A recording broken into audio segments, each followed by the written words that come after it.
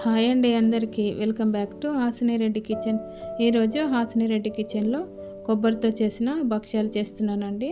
కొబ్బరితో భక్ష్యాలు చాలా అంటే చాలా బాగుంటాయి, చాలా సాఫ్ట్గా కూడా ఉంటాయి, పిల్లలకు కూడా చాలా ఇష్టంగా తింటారు. కాబట్టి నేనైతే కొబ్బరి భక్ష్యాలు చేస్తున్నాను. మరి ఇవి ఎలా చేయాలో చూసేద్దాం రండి.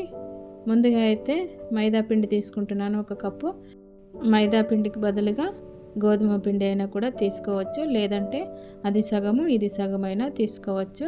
ఇలా తీసుకున్న పిండిని బాగా జల్లెడ పట్టేసి కొంచెం ఉప్పు వేసేసి తర్వాత 1 అర టీ స్పూన్ వరకు షుగర్ను కూడా వేస్తున్నాను. షుగర్ను వేయడం వల్ల భక్ష్యాలు తీయగా ఉంటాయి, పిండి తీయగా ఉంటుంది, అలాగే సాఫ్ట్గా కూడా వస్తాయని షుగర్ వేసాను. తర్వాత 2 టేబుల్ స్పూన్ల వరకు నెయ్యి వేసేసుకుంటున్నాను. ఇదంతా కూడా పిండికి బాగా పట్టేటట్టు కలిపేయాలి. ఇలా కలిపితే ఇలా ఉండలాగా రావాలి, అప్పుడు పిండి సాఫ్ట్గా వస్తుంది అన్నట్టు. తర్వాత కొన్ని నీళ్ళు వేసేసుకుంటూ పిండిని మంచిగా ముద్దలాగా అయ్యేటట్టు కలపాలి. ఒకేసారి బాగా వేయకుండా చూసుకుంటూ కలపాలి.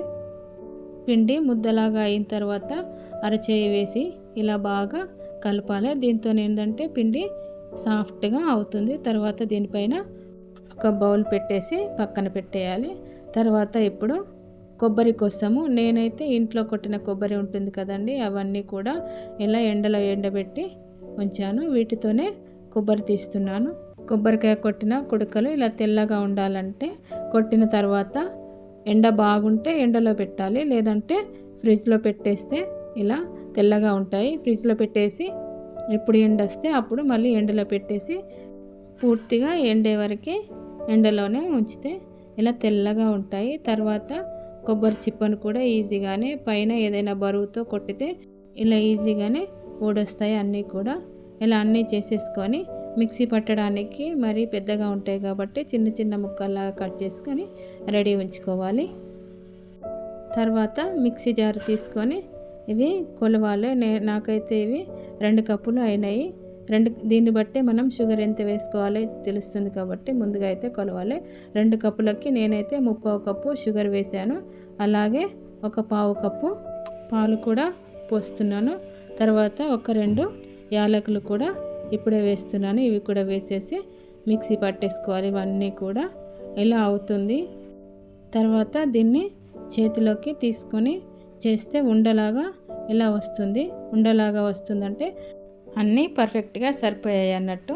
లేదంటే ఇంకా కొన్ని మళ్ళీ పాలు యాడ్ చేసుకొని ఇలా ఉండలాగా వచ్చేటట్టు చేయాలి. మరి పాలు బాగా వేసినా కూడా ఉండలాగా రాదన్నట్టు. ఇలా అయిన తర్వాత ముందుగా మనం రెడీ చేసుకొని ఉంచుకున్నాం కదా మైదా పిండి, అదంతా కూడా తీసేసుకొని మళ్ళీ ఒకసారి కలపాలి. ఇంకా సాఫ్ట్గా అవుతుంది అన్నట్టు. ఇలా బాగా కలిపేసిన తర్వాత కొంచెంగా పిండి తీసుకోవాలి. మామూలుగా పూరీ కంటే ఇంకా దాంట్లో సగం వరకు అలా పిండి తీసుకొని ఇలా చిన్న సైజులో కోలాతోని చపాతీ చేసే కోలా ఉంటుంది కదా, దాంతో చిన్న పూరీలాగా చేయాలి. ఇలా చేయితో కూడా చేయొచ్చు, కానీ చపాతీ కోలతో చేస్తే సమానంగా వస్తుందని నేనైతే ఇలా చేశాను. తర్వాత ముందుగా రెడీ చేసుకొని ఉంచిన కొబ్బరి లడ్డూను దీంట్లో పెట్టేసి మొత్తం కూడా ఇలా కొబ్బరి పూర్ణము బయటకు రాకుండా మొత్తం కూడా ఇలా ఫిల్ చేయాలి.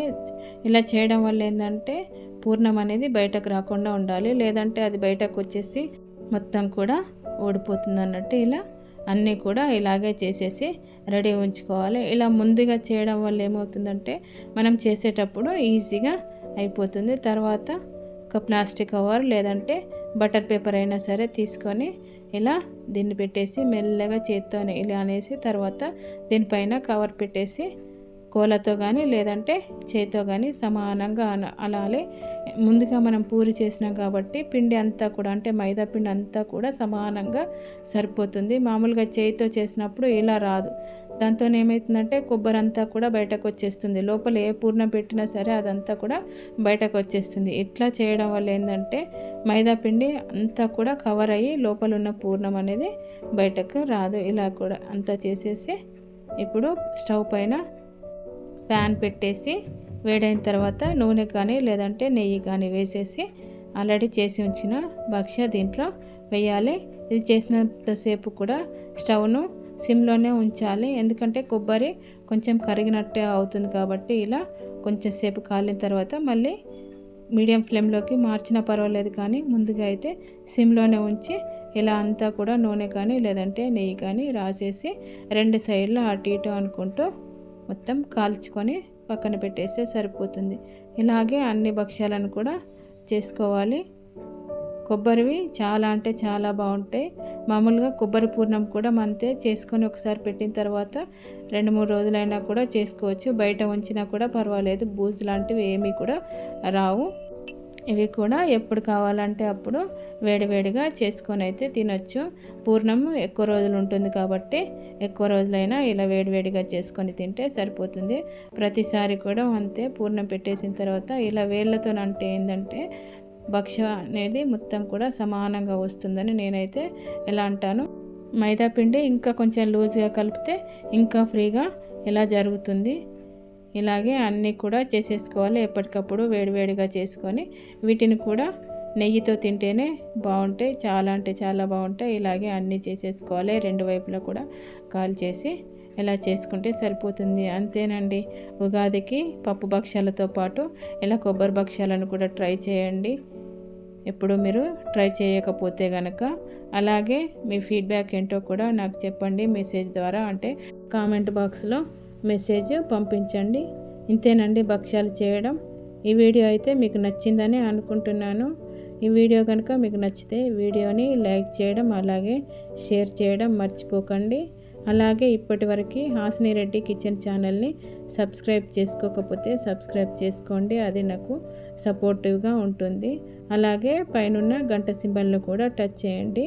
దాంతో హాసిని రెడ్డి కిచెన్ ఛానల్లో ఏ వీడియో అప్లోడ్ చేసినా అది మీకు నోటిఫికేషన్ ద్వారా అయితే అందుతుందని. ఇప్పటి వరకు ఈ వీడియో చూసినందుకు చాలా చాలా థ్యాంక్ యూ.